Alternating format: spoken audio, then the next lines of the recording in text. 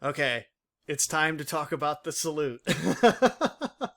I'm going to dip into the circus a little bit, but not too much.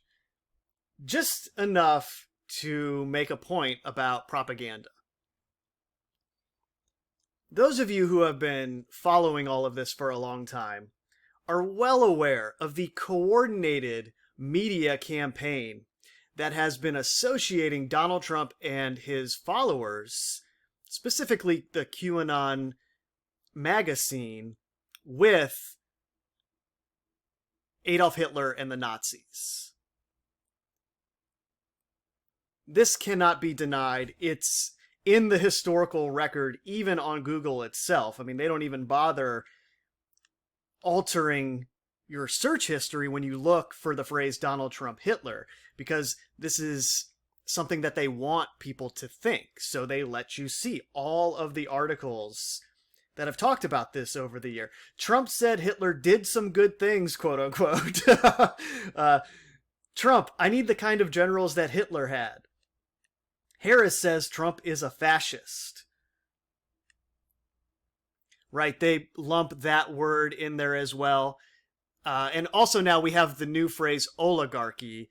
We're going to be hearing that term ad nauseum for the next 4 years, unfortunately. I don't think there's anything we can do about that, because human beings are sort of a form of artificial intelligence, and they kind of just repeat what they are told to repeat. And this is a word that has been sanctioned to be repeated. So we're going to hear the term oligarchy a lot. Prepare for it now. J.D. Vance once compared Trump to Hitler. So his own vice president now has compared him overtly to Adolf Hitler. And what Elon Musk did during his inauguration with the so-called Hitler salute was coordinated in the same way. This was planned. This wasn't something that the autistic, weird billionaire, richest man in the world decided to do because that's just what he does. No, he wasn't trolling. This was coordinated as a part of this propaganda campaign to associate Donald Trump and everything that comes from him with the Nazis and Hitler. And the first question that people who aren't aware of this will have is, well, why are they doing that?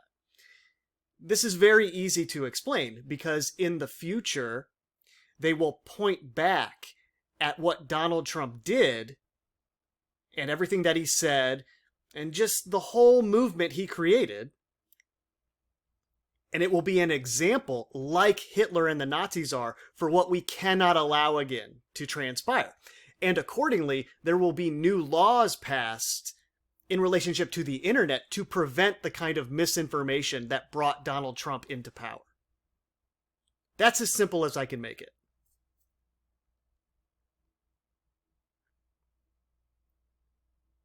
You have to remember that there are a significant amount of people all over the world who actually believe the mainstream stories about Donald Trump and what he has allegedly done. You know, they think that this guy is actually a felon. They think that he actually holds all of these far-right, racist, anti-Semitic beliefs. He hates women. He hates anyone who is in the LGBTQ spectrum. He's anti-science. He's a quote-unquote Christian, and he's backwards like every other quote-unquote Christian. He's the only president to actually have been charged and convicted of a felony, right? This is the idea that the history books are going to state about him. Just go to his Wikipedia page to get an idea of what the history books are going to be saying about him. We're just in the middle of it right now, to the point where people can't see the endgame. because there is more to come, of course, there are going to be things that transpire that will be attributed to misinformation on the internet that Donald Trump helped promote, conspiracy theories on the internet that Donald Trump helped promote. And his whole movement will somehow be involved in some kind of psyop that will escalate what I'm talking about here and make it so very obvious, in the same way that World War II made it so very obvious as it related to Hitler that this can't happen again. It's going to look different because we're in a different period of time. Kind of related to what I got into in the prior video about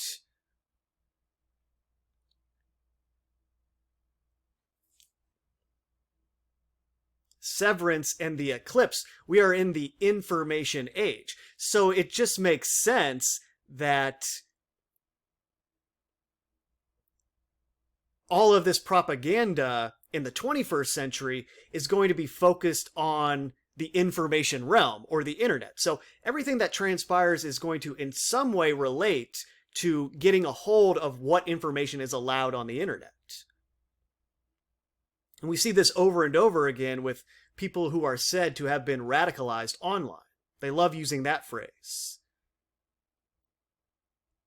And in this way, you create the domestic terrorist who is radicalized by misinformation on the internet. That's the 21st century terrorist. And Donald Trump, as the bridge, is metaphorically showing the way in that respect. The transition from the war on terror, perpetuated by foreign terrorists, to the domestic terrorists that become terrorists in that way through the internet. Accordingly, we need to pass laws that will stop this kind of thing from happening in the future. And a part of that historical record is obviously January 6th, and they will say, well, look what Donald Trump inspired. He inspired a quote-unquote insurrection. This is the kind of thing that we have to prevent. And surely we will see something similar to that insurrection, quote-unquote, in the future that will give Congress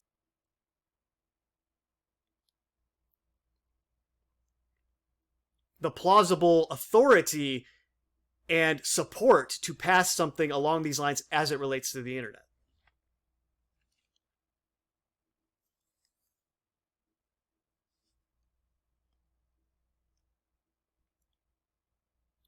This has already slowly been happening over time. I mean, part of the COVID-19 PSYOP was the medical misinformation censorship. They really established the precedent that when certain things are going on, they can lock down information based on certain keywords. If you say these things, video banned. That's where we're headed, just in a more general sense. Something that's actually codified in the law.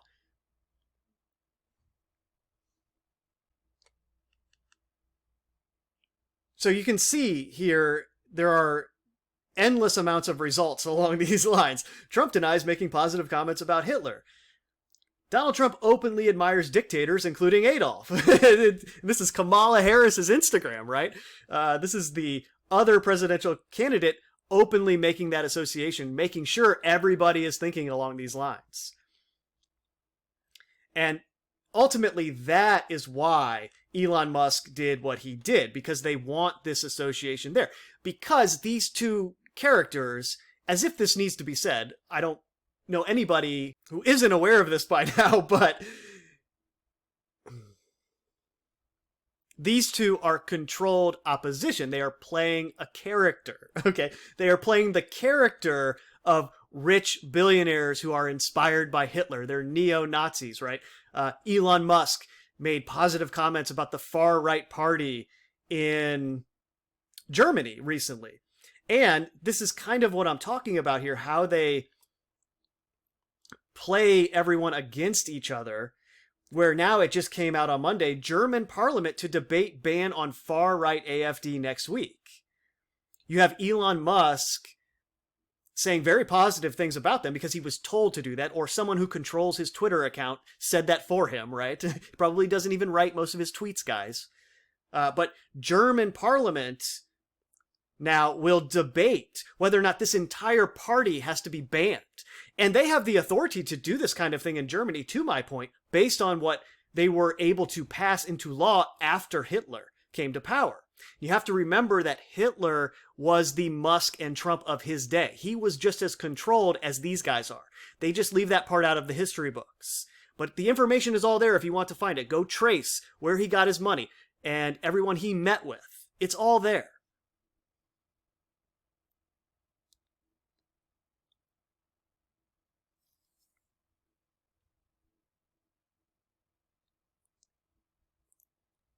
Ultimately, Elon Musk doing something like this is designed to create the same perception so that something can be done about it later.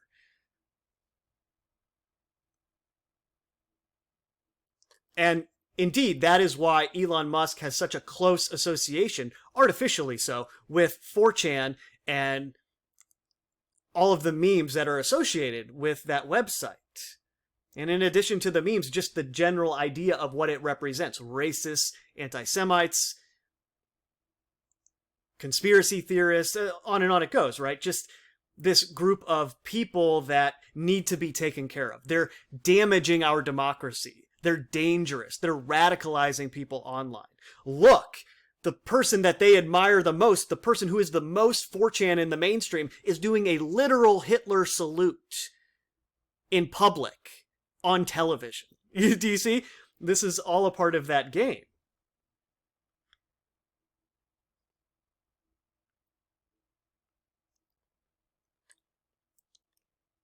Likewise, you have this story.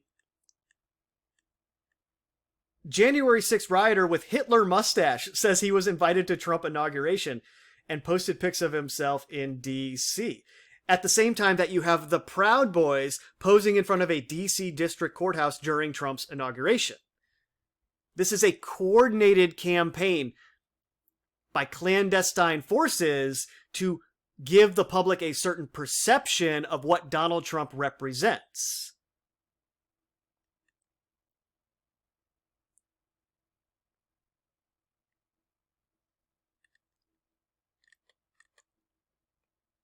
A January 6th rioter who wore a Hitler mustache to work at a Navy base claimed that he was invited to Trump's inauguration and posted images indicating he was in Washington, D.C.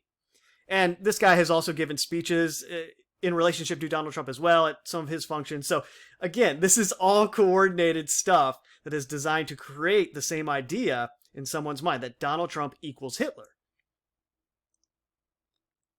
Now this is where it gets interesting. First, let's go to this. Just came out a few hours ago. Here we go. Salesforce CEO Mark Benioff. Don't think Microsoft will use OpenAI in the future. And he says something really interesting here in his CNBC interview. Let's play it. Obviously, Donald Trump and Klaus Schwab, who's the head of the World Economic Forum, are very close friends. You know, Klaus Schwab and Donald Trump, you know, they have a lot of time for each other. Right. And Oh, very interesting. Trump and Schwab are really good friends, and they have a lot of time for each other. Well, that's fascinating. I wonder, why would Klaus Schwab be best friends with the next Hitler? That doesn't make any sense.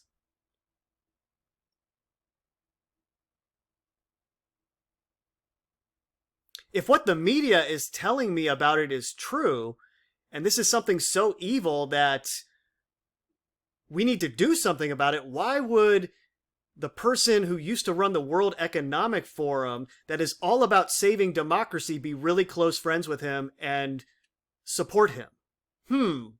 Very strange, right? So now let's go to this article from the Jerusalem Post. Trump administration will be the most pro-Israel in American history, Rubio says. President-elect Donald Trump's pick for Secretary of State, Marco Rubio, expressed his belief that Trump's administration would be the most pro-Israel administration in American history in his Senate confirmation hearing on Wednesday. Let's stop again here. Hold on a second. Why would the next Hitler, who is racist, anti-Semitic, evil, conspiracy theorist, anti-science, against democracy, the biggest threat we've ever faced, both as a country in the United States of America and in the world in general, why would he create the most pro-Israel administration in American history? If he was the next Hitler, wouldn't he be against all of the people who live in Israel? Right? Wouldn't he be against all of them? Why would he create the most pro-Israel administration in American history if he is what the media says he is? Do you see? There is a game being played here. Okay? There is no way that the media is saying what they are saying about him in a genuine fashion. This is a coordinated script that was planned many decades in advance, well before his birth, that he would be this new Hitler figure for the 21st century, and they would achieve change through him. I'm talking about just the mundane physical world now. I already did all the videos on the symbolic stuff. We're talking about the change in the actual world now that they will achieve through him as it relates to the freedom of speech in the United States of America. At the same time that Donald Trump is taking this stance and filling his cabinet with people who will bring this into fruition, being the most pro-Israel administration in American history, you have another article from the Jerusalem Post. ADL chief, anti-Semitism in the U.S. has risen by 900% over the last decade. Now we start to get an idea of the game that's being played, right? If you have the media constantly refer to Donald Trump as Hitler, and you use the fake QAnon scripted conspiracy theorist scene to promote the idea of what these people actually believe and what they are, and you attribute events to that movement like January 6th, this staged psyop that you create as well, now you start to have the ammunition to point to the idea that anti-Semitism and hate in general is rising. Anti-Semitism and hate have become synonymous in the way that the media uses the terms. And they constantly are saying that we need to stop hate. We need to end hate. Choose love, they always say, ironically.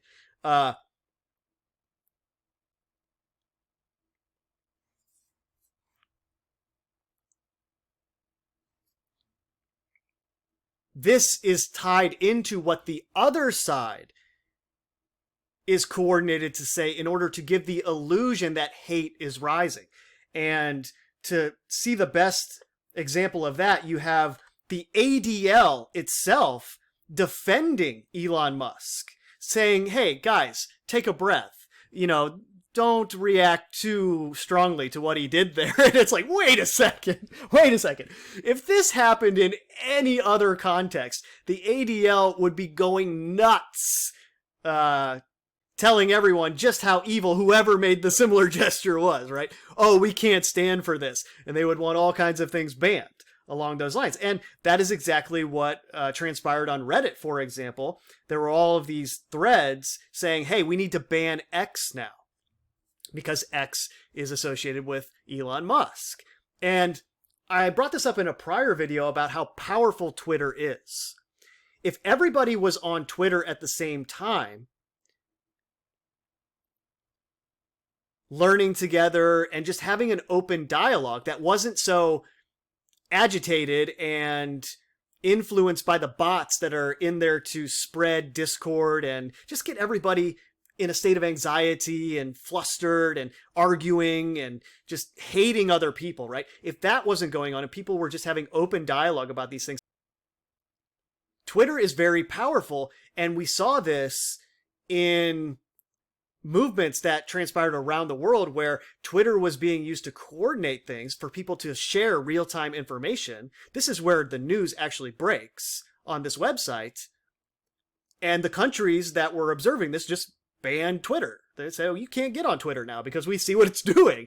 So they're doing that now in the Western world, and in the United States in particular. They are spreading this propaganda in a way that people are kind of choosing their digital country, and they will only reside within their country and won't go to the other ones that are the enemy territory, as it were, right? You have these people who just will not go on X anymore now. They're going to go onto the alternative.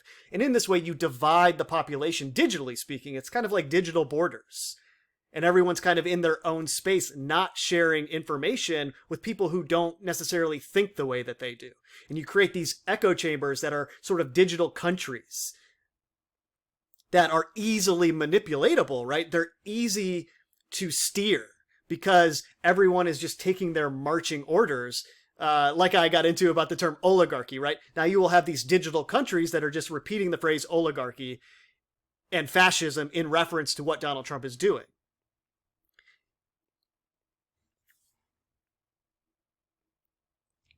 But you have the ADL actually defending what Elon Musk is doing here, because this plays into the larger gambit of associating Israel with the United States of America as it relates to the other side of the propaganda in terms of the white nationalist colonists.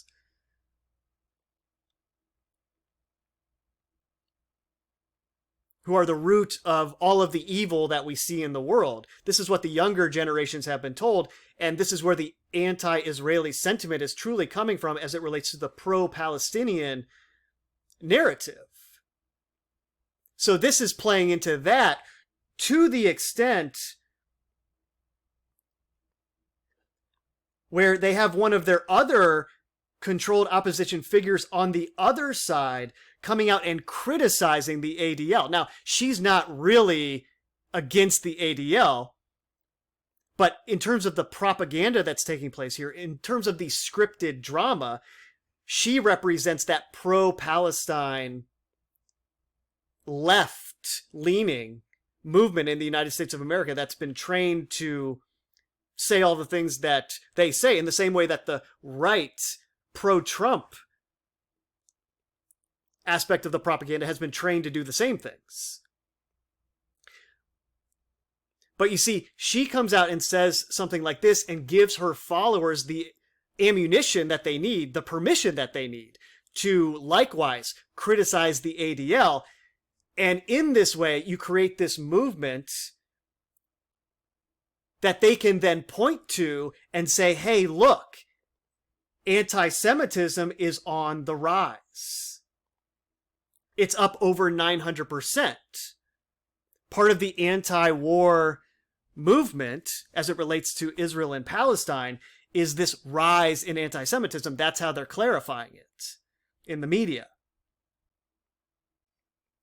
Just to be clear, you are defending a Heil Hitler salute that was performed and repeated for emphasis and clarity. People can officially stop listening to you as any sort of reputable source of information now. You work for them. Thank you for making that crystal clear to all. You see, she's overtly associating the ADL with Trump now, because that is part of the reasoning that they are going to use to transform the United States of America into something else. Because, of course, Donald Trump is openly referred to as a white nationalist via the associations that they give to him, all these fake movements that they create that are supposedly pro-Trump. And they're tying that in now with the war that's going on in Israel, which they refer to this side as a genocide. And they will push and pull these two things until it gets to the point where they can really say, oh my gosh, look at where this hate has gotten us. This is a big problem. We need to do something about this. Your guess is as good as mine what that will look like.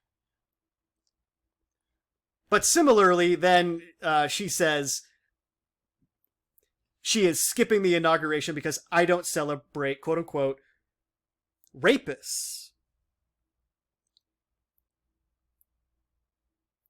And again, that ties into the propaganda they've attached to Donald Trump in this sense, like, hey, this is what he represents. You can't support somebody like this. And then that filters down into the whole thing, and it creates the necessary energy for change to be achieved through it. And remember, this is targeting mostly younger people, and their part in the play, as it were, hasn't quite come into fruition yet. We're not quite at that stage yet where all the propaganda they've been giving college-aged kids for the last 10 to 15 years will come into play.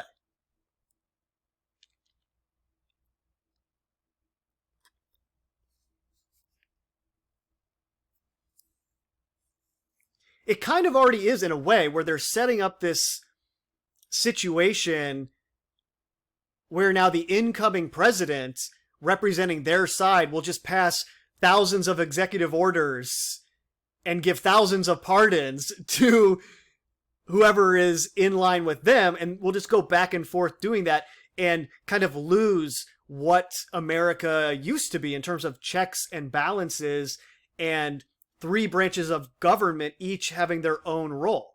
There is actually no explicit basis for an executive order in the Constitution. You could easily make the argument that executive orders are unconstitutional, especially in the way that they're used now. And I'm not talking about this from one side or the other. I'm saying in general, the whole thing should not be allowed based on the Constitution itself. Now, that was legislated into being a thing by the Supreme Court, who said, yes, this is possible. George Washington gave an executive order when he came into office originally, but it was very, very tame in compared to what it's been turned into, and that was a time when the federal government was tiny and nowhere close to what it is today, where an executive order has a huge reach and can have a big effect. So from day one, they were always strategizing the end of America, as it were. It was built to be destroyed in that way. It's the same reason they put the necessary and proper clause in the Constitution as well, knowing interstate commerce was coming, knowing that states' rights would not survive interstate commerce, and Congress's ability to regulate that and pass laws in relationship to it.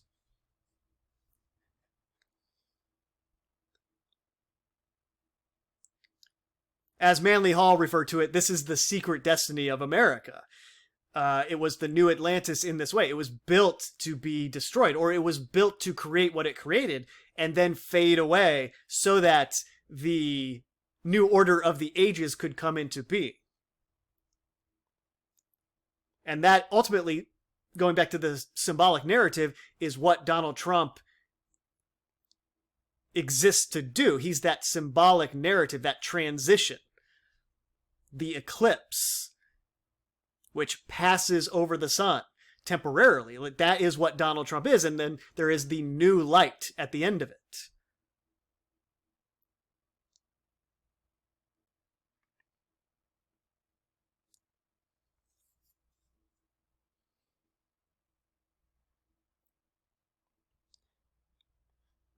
And as a result of this, you get Nazis trending in the United States of America. On Twitter, you get Stop the Oligarchy trending. You get proposal to ban X.com links all over Reddit. Oh my gosh, look at what Elon Musk did. Cancel him. Cancel the website. Right? They've trained us well for that cancel mentality. Because that's all a part of censorship, right? The Me Too movement was the kind of origination of this mentality where people could just be removed. And it's no accident that that preceded COVID-19 and the censoring of medical misinformation. And it's no accident that we are headed where we are headed in terms of larger censorship. Creating the conditions where quote unquote hate and misinformation have to be dealt with. We can't allow it to spread on the internet anymore. Along those lines, then, Elon Musk comes out and says, the legacy media is pure propaganda. You are the media now. And this has a dual meaning to it, in the sense that I was going into it in the last video. In terms of propaganda, he means you are the media now, like you are the new journalists. You are the new people telling the truth, doing the investigative journalism. And that empowers the delusion of his followers and everyone who doesn't know what's going on here. They think, yeah, they lie and we tell the truth. And that's one aspect of it. But you are the media now is very literal as well, in the sense of the merger of consciousness itself with the internet. You are the media now. That's what he's telling you. You are the media. You are it. We manipulate you, the media, now. Because you are being sucked into it through what I and others do on it. We get you paying attention to all this. We get you sucked into everything along those lines, paying attention in some way. I'm guilty of this as well. And through this process, we get you addicted to the internet. We make it so that you think you won't be able to survive without it. And then you accept all the little things that we add onto it along the way until eventually you merge with it. I mean, this is already happening in terms of the neuroplastic brain. It's reformulating itself to be digital. It's already happened. I was thinking the other day along these lines, if I went back to the 1950s and tried to have a conversation with somebody, they would not be able to talk with me. They would think I was an alien. Because I have put so much information into my mind in a way that they can't even dream of doing. Somebody back in the 1950s, before television had barely even come on the scene. In this way, it's a form of time travel that's going on, our contact with the internet, which brings that whole Zemeckis, Back to the Future, The Wire, Contact, time travel thing.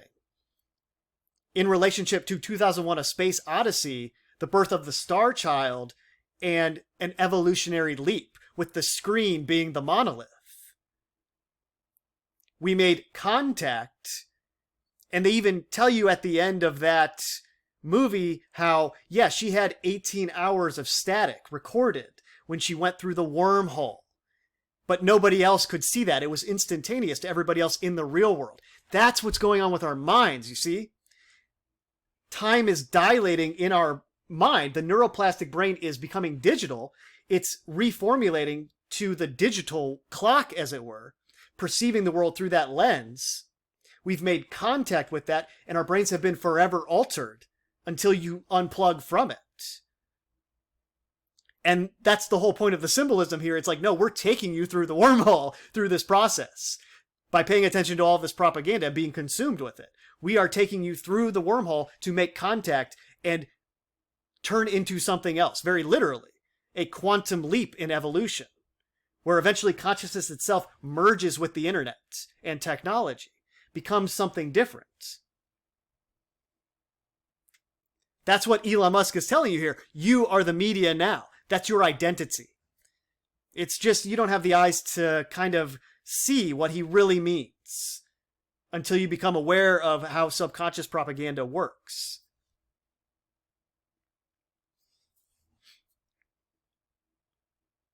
That person in the 1950s would not be able to deal with me because I know too much. They wouldn't be able to keep up. I've traveled through time in a way that they are not able to. Now, in theory, they could go to the library and read a bunch of books, spend a whole life doing that, and gain wisdom about the world in kind of a similar way. But still, I could do that in a couple years, something that would take them a lifetime. Because now it's not just me, we have other people doing the same thing, condensing the information in a way that's easily digestible, which has started this kind of chain reaction where our awareness of what is really going on is sort of at the event horizon of the black hole, right? It's being sucked in to this place where we are something completely different from what we used to be already. I would be an alien to somebody in the 1800s. I know so much. I've traveled through time. I've gone all the way back and forth based on all the information that's available on the internet that I can actually travel through. In this way, it's a parallel reality. Hopefully you can see how all these sci-fi tropes have been associated with Donald Trump and this agenda in general because it's kind of evoking all of these themes, this contact with the internet.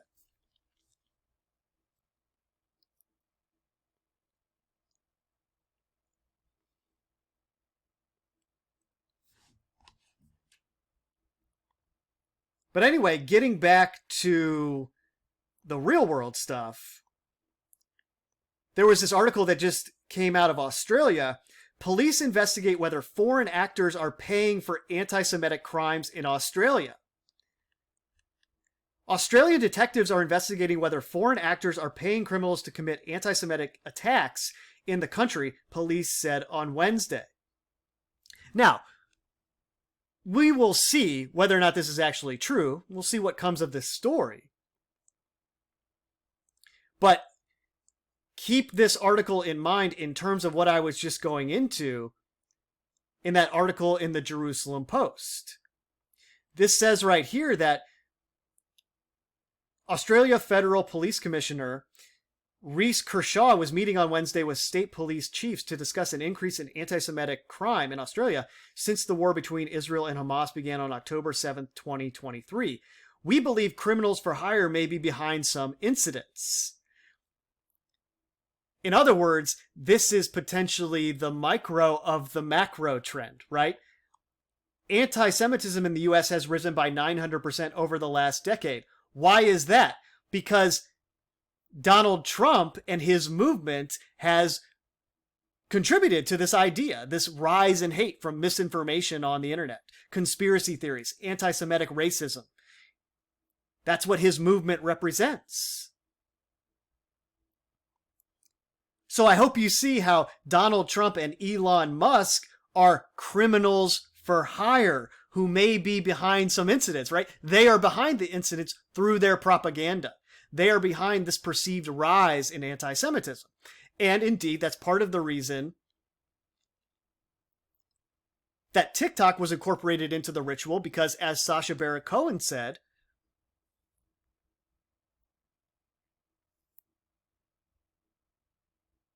it is also allowing for this rise in anti-Semitism to occur via how TikTok is covering the Israel-Hamas war. And as a part of that, you have what I would refer to as the TikTok truther. This is Ian Carroll. You can see him being interviewed with Luke Rudkowski, which tells you everything you need to know. But this guy was on TikTok before he was on other platforms, before Elon Musk was interacting with him directly and promoting him. He was on TikTok spreading a lot of anti-Israel sentiment. And then, like Donald Trump and Elon Musk, he's brought right into the quote-unquote truther scene, in spite of all of that. Why? You have to ask why this is going on. Why are they allowing this all of a sudden? As I got into in the Christian nationalism video, why is this being allowed right now? Well, it's obvious. They want the perceived level of anti-Semitism to be on the rise because that is how they cloak what they are doing behind the scenes. Because these entities have stolen the identity of Jewish people, the real Jewish people all over the world. They use it as a shield to make any kind of investigation into their activities equate to hate. And eventually they want to censor it to the point where you can't even discuss their activities and what they're doing.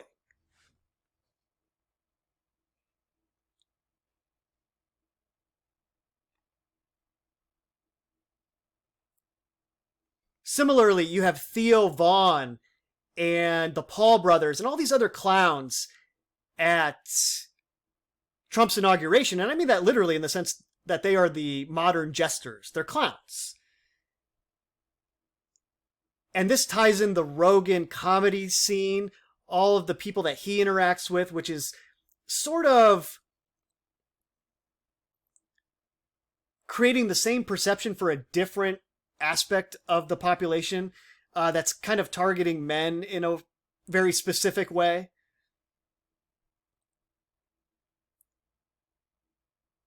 As that ties into kind of the rise of hate and misinformation and just making some of these ideas somewhat cool to discuss again. It's kind of like an artificial repeal of quote-unquote woke policies that they are achieving through characters like Theo Vaughn.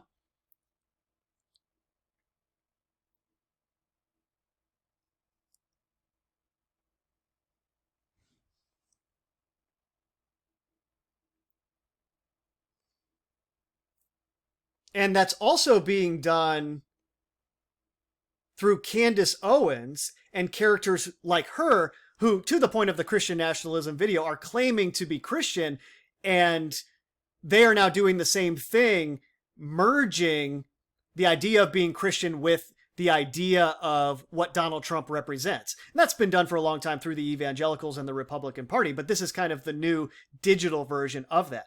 And Candace Owens, here talking to a real young influencer who's being paid to do this. Listen to what she says here. Gone into it too much in depth, but you don't believe dinosaurs are real. But this is the funny one. So this is one of the ones where I'm like, gut, I'm not kidding. This conversation happened and it was so funny. I was just walking with Savannah, my manager, because we do like these little evening walks, and I just looked up to her and I was like, dinosaurs, that seems pretty fake and gay. Now, I don't want to give that character any credit as well, because he's on the other side doing the same thing, but notice what she said, first of all. Dinosaurs, quote unquote, that's kind of fake and gay. Now, those of you who are familiar with internet culture know where that term comes from. It was popularized by 4chan. So you have Candace Owens popularizing a 4chan term at the same time that she talks about being a Christian, and at the same time that she's very openly, quote unquote, anti-Semitic. And she is the representative, like all the other ones, that the media points at and says, oh, hey, look, this is what the people are saying. And that's how the game is played. But I just thought it was really interesting that she's now talking about dinosaurs being fake, because that's one of the original nobody died, nobody got hurt subject areas. And that kind of ties it all together, right? Donald Trump started all of this by talking about fake news. Fake news is how he began his presidential campaign.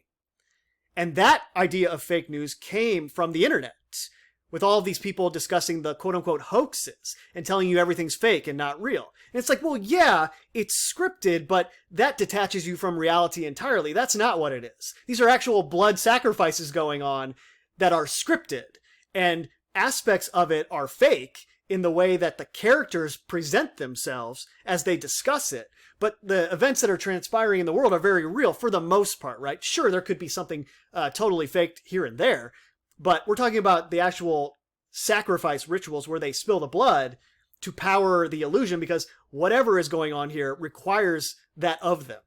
For some reason, I highly doubt they just made that up on their own. I mean, maybe they did, I don't know, but it seems like some other entity is asking them to do this in order for them to have the power that they have.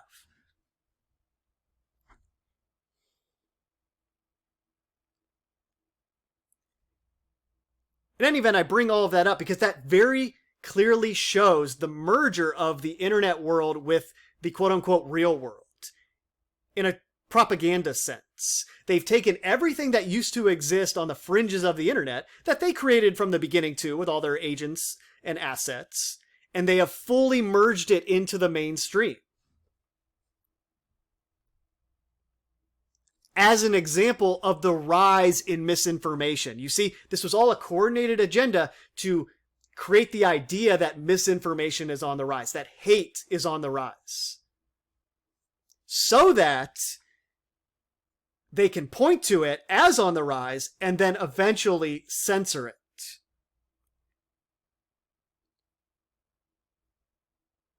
Which I'm sure is part of what they have in store for Donald Trump.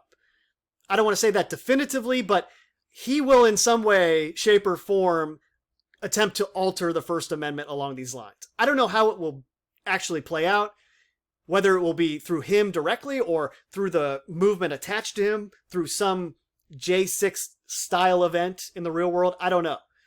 Some reaction to that. There's an endless amount of possibilities in that respect, so I'm not even going to speculate. But something like that is coming. Because they have set the scene for the censorship to take place in a plausible way. They have the paper trail ready. They can write it out in the history books now. This is going on as we speak in Britain, where Keir Starmer vows to change terror laws to deal with lone killers. This is that transition from the war on terror to the war on domestic terrorists. And Britain has lost its mind with this stuff. I mean, they're in real trouble over there. But this was a speech that happened on Tuesday where they are actively going to change laws to deal with this new threat that the laws are not up to speed on yet. It's not what we would have usually thought of as terrorism when definitions were drawn up, when guidelines were put in place, when the framework was put in place. The Prime Minister said he would change the law before the conclusion of the public inquiry, which is sort of a dictatorial power, right? He said that alongside more organized terror acts, we also see acts of extreme violence perpetrated by loners, misfits, young men in their bedroom, accessing all manner of material online, desperate for notoriety, sometimes inspired by traditional terrorist groups, but fixated on that extreme violence, seemingly for its own sake. There you go. This is the war on domestic terrorism that has been building for years, creating that perception that this is the new threat. We just had that in the United States of America with 2 alleged lone domestic terrorists. One in New Orleans, one in Las Vegas.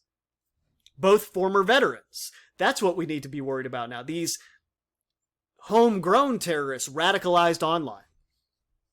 And here we go. They just showed you what it is. We're going to change the laws to deal with this. And this is just the first step. Who knows how far they're going to try and take this? And then you get posts like this on Reddit. Pat yourselves on the back. Not a conspiracy, but can we take a moment to appreciate the shift in public discourse that has taken place over the last 15 years or so? And then names a bunch of topics like, oh yeah, this is mainstream information now. It's like, yeah, because that was the plan, guys. Come on, wake up.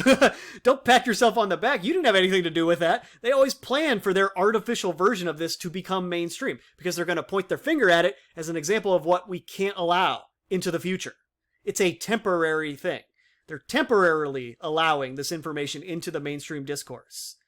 And they have their agents and assets, like Candace Owens, discussing it in a way that contextualizes it as quote-unquote hate, so that it can eventually be censored.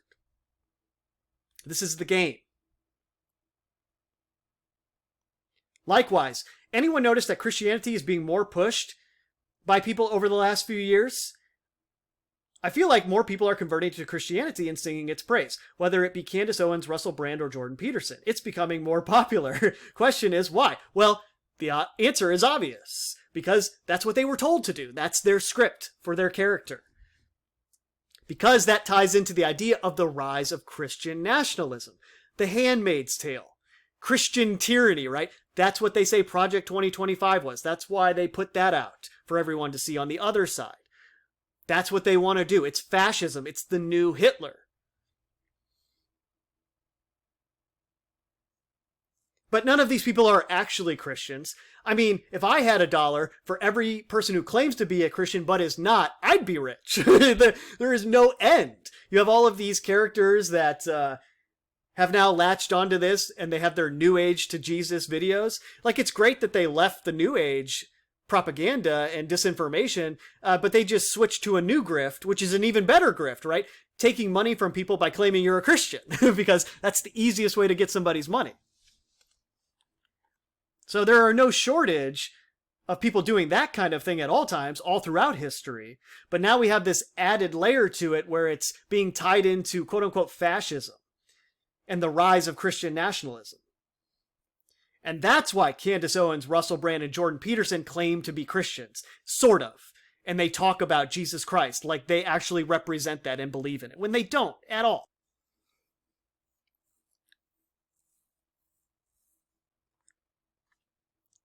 Speaking of which, check this out. Hollywood actress Roseanne Barr told Tucker Carlson that occult elites eat babies and love blood. Now, do you see how that is doing exactly what I just described? They have one of their assets, Roseanne Barr, talking to another one of their assets, Tucker Carlson, promoting this fabricated QAnon psyop so that it is what the mainstream can point at and say, look at what these people are doing on the internet. Look at this misinformation. And they say they're all Democrats doing this. Oh man, this is dangerous to our democracy. We have to do something about this. Likewise, for the YouTube censors, this is an actual title of a YouTube video. I have the screenshot here. And I'm going to read it just to make this point. Ancient Jewish Child Sacrifice 3, Molech and Yahweh. Now, there was a time where a title like this would have been instantly removed from YouTube because it would have been viewed as anti-Semitism. But as somebody pointed out in the comment section, YouTube is not censoring this type of content all of a sudden. I have seen tons of similar videos over the last 2 or 3 weeks, and I can confirm this. This is a real thing in the feeds. It makes you wonder, why would they change their position? Well, this is the answer, because they are deliberately making it obvious that there is a rise in quote-unquote anti-Semitism. So they're allowing this content again, temporarily, so that they can later censor it. So they later have the excuse to censor it, which they otherwise would not have. Which goes back to that Australia story where potentially foreign agents are paying for anti-Semitic attacks to make people think it's on the rise when it actually isn't. Not to the level that they are claiming anyway, right? There's possibly a level of that is going on just in general because of the actions of Israel against Hamas, but to the level they are claiming it, maybe not. I don't know. We'll just have to see what happens here, but you can tell that this is an obvious agenda taking place that's being allowed to transpire, and then Elon Musk is playing right into it on national television, on everybody's computer screens. Elon is a Nazi trending in the United States, giving rise to the perception that anti-Semitism and neo-Nazis are on the rise, because those two terms are synonymous. So hopefully it makes a little more sense why he did this, and it makes even more sense why the ADL came out in support of him. It's almost like they're not quite ready for the PSYOP to conclude yet. It's like, whoa, whoa, whoa, hold on. Yeah, we put this out there on purpose, but calm down. We got a lot more of this coming. We're not ready yet for you guys to flip out. You know, it's like their propaganda was too effective. Similarly, this was always scripted into it as well, where Trump would pardon all of the January 6th rioters because it would provide further ammunition along these lines. Oh my gosh, this neo-Nazi, now he pardoned all of the criminals who engaged in an insurrection against our democracy. They were in jail and he let them out. This guy is Hitler.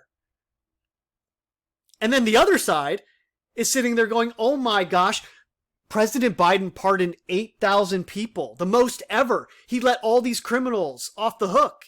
He let Anthony Fauci off the hook. Can you believe this? And so each side gets its talking points that they can exert all their energy into, you know, freaking out over it. And they miss the larger lesson, which is, guys, this is all scripted.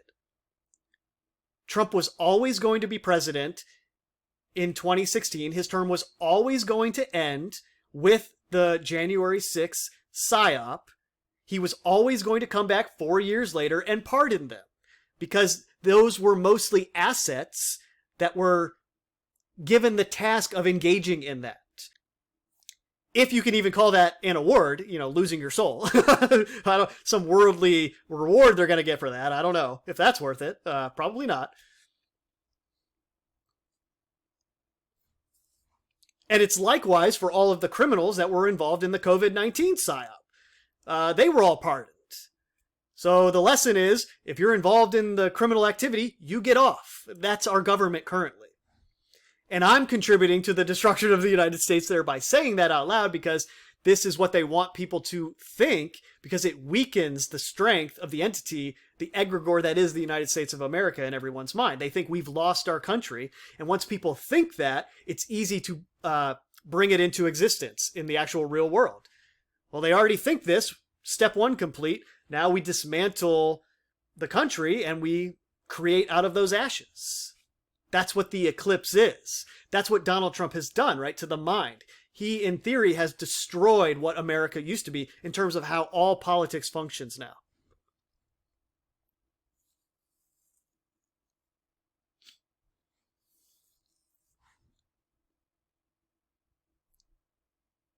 Okay, deep breath. I think I got to all of it. So I'll leave it there. Talk to you guys later. Peace.